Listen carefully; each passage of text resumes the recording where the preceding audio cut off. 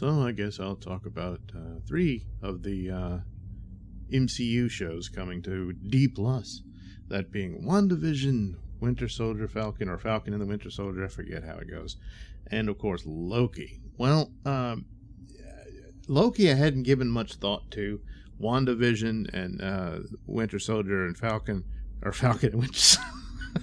I mean, Falcon's going to end up being Captain America by the end of it, I believe, so I guess it's Falcon and Winter Soldier. Falcon and Winter Soldier was the one I was looking more forward to. Some of the details had kind of leaked about what the plot could involve, and it looks like that's pretty much confirmed, and that it's, it's sort of a espionage action-adventure thriller with superhero trappings on top, which is fine because that's kind of in the mold of the Winter Soldier movie, which is the absolute best of the MCU films. And so if it's more in tone with that, I think that'll be a really good series. There were some bumps in the road because of lockdown and whatnot in their making it, but hopefully they were able to put it together. And can't really judge a whole lot about what I'm seeing in the initial trailer or teaser that they've released, but all in all, I don't have any problem with it. It looks pretty good. Seems to be okay with that. WandaVision got more interest, as we're going forward. All along, they said it would have a tie-in with Doctor Strange, and more I can see as to why. It's a very surreal-looking series, and yet it's apparently, by the trailer, seems to indicate there's someone manipulating the whole thing beyond just Wanda herself and her reality-altering powers. And I think it'll go into depth of just how powerful she really is.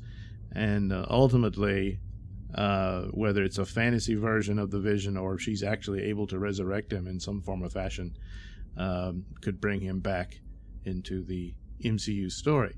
So, and all that manipulation and what happens could bring in Doctor Strange. So it stands to reason why there would be this connection. As to whether it opens up multiverse possibilities, apparently it will. I mean, that's what Doctor Strange, that's in the title of his film. So as far as between the other one and WandaVision is probably the more obviously important one going into that, as they explore that through Doctor Strange and apparently even the Spider-Man film.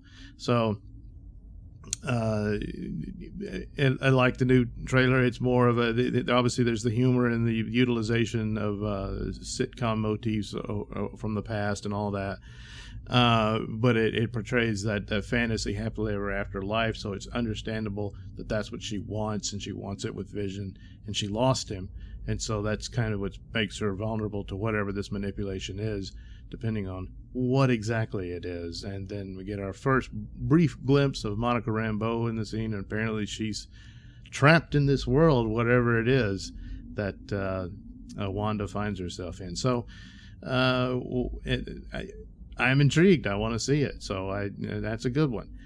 Finally, Loki, which I didn't know what to make of it.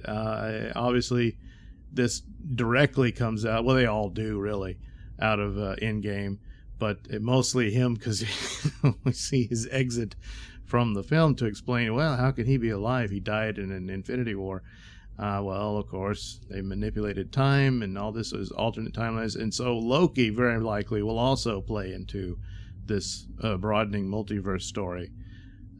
Whether it connects directly with Doctor Strange or not, or if it's just an aspect of the same problem, well, time will tell. But that's what they were talking about. It would be similar to Doctor Who, and I don't know, because he travels around, I guess, in different eras or something.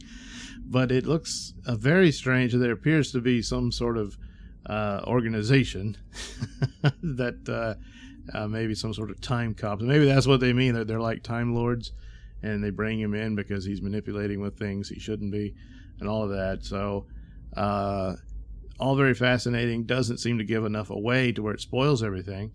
Again, another intriguing trailer. So I'm on board with all 3 of these as of now. We'll see how that flows out of it. provided D Plus doesn't do anything in the meantime to piss me off and I cancel. There are some things they could doing. Certain people who shouldn't be fired, who could get fired over nonsense.